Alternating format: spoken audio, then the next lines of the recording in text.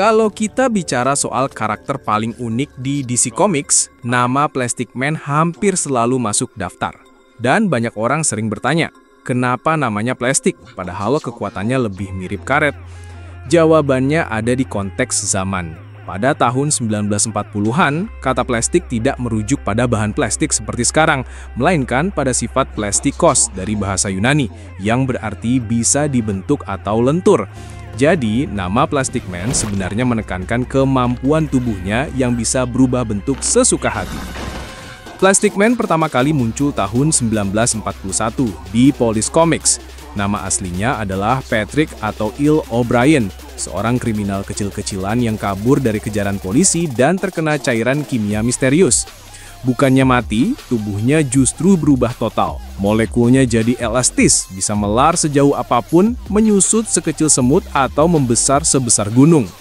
Dari seorang penjahat rendahan, Il kemudian memilih jalur baru sebagai pahlawan.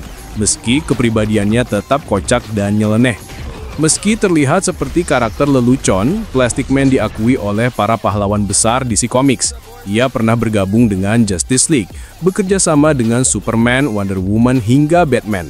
Dan justru Batman lah yang paling sering mengingatkan tim bahwa di balik tingkah anehnya, Plastic Man adalah salah satu anggota paling berbahaya, bahkan bagi rekan-rekannya sendiri, karena kemampuan tubuhnya hampir tanpa batas. Lalu, seberapa kuat sebenarnya Plastic Man? Jawabannya, nyaris di luar logika. Ia bisa membentuk tubuhnya menjadi apapun yang ia bayangkan, senjata, perisai, kendaraan, atau bahkan orang lain.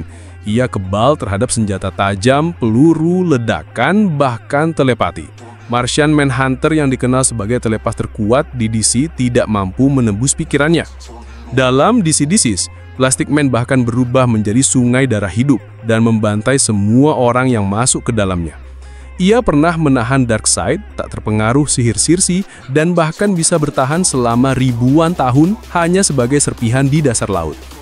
Banyak penulis menggambarkan dia sebagai makhluk fungsional immortal. Ia tidak menua, tidak mati, dan regenerasinya seolah tanpa akhir. Dengan kekuatan segila itu, wajar kalau pertanyaan berikutnya adalah bagaimana cara mengalahkannya?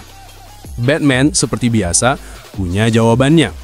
Dalam kontingensi plan miliknya, satu-satunya cara yang dianggap efektif adalah membekukan tubuh Plastic Man pada suhu ekstrim.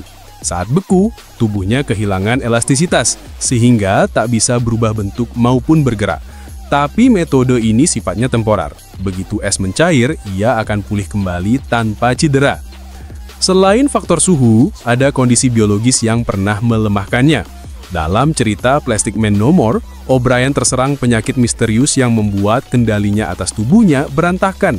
Ia mulai kehilangan wujud stabil dan nyaris hancur. Kasus ini menunjukkan bahwa meski ia tampak tak terkalahkan, tubuhnya tetap bisa rapuh bila dipengaruhi faktor biologis tertentu. Ada juga contoh ekstrim di universe alternatif DC-DCs. Di sana, Plastic Man justru berubah menjadi monster mengerikan yang membantai semua orang. Namun akhirnya ia berhasil dihentikan oleh Zatanna dengan api neraka. Sihir destruktif itu membakar tubuhnya sampai habis, sesuatu yang tidak pernah terlihat di continuity utama.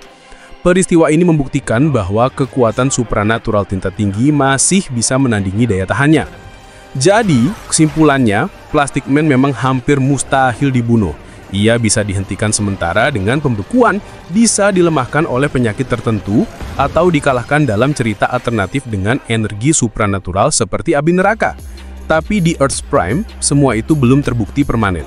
Plastic Man tetap berdiri sebagai salah satu karakter paling aneh sekaligus paling berbahaya di DC. Seorang badut yang tidak bisa mati, yang pada dasarnya hanya dibatasi oleh imajinasi dan kemauan dirinya sendiri. Dan itulah ironi terbesar dari Plastic Man. Ia bisa jadi pahlawan, bisa jadi ancaman, dan bisa jadi lelucon. Tapi, satu hal pasti, jangan pernah meremehkannya. Karena di dunia DC, terkadang makhluk paling konyol justru yang paling sulit dihentikan.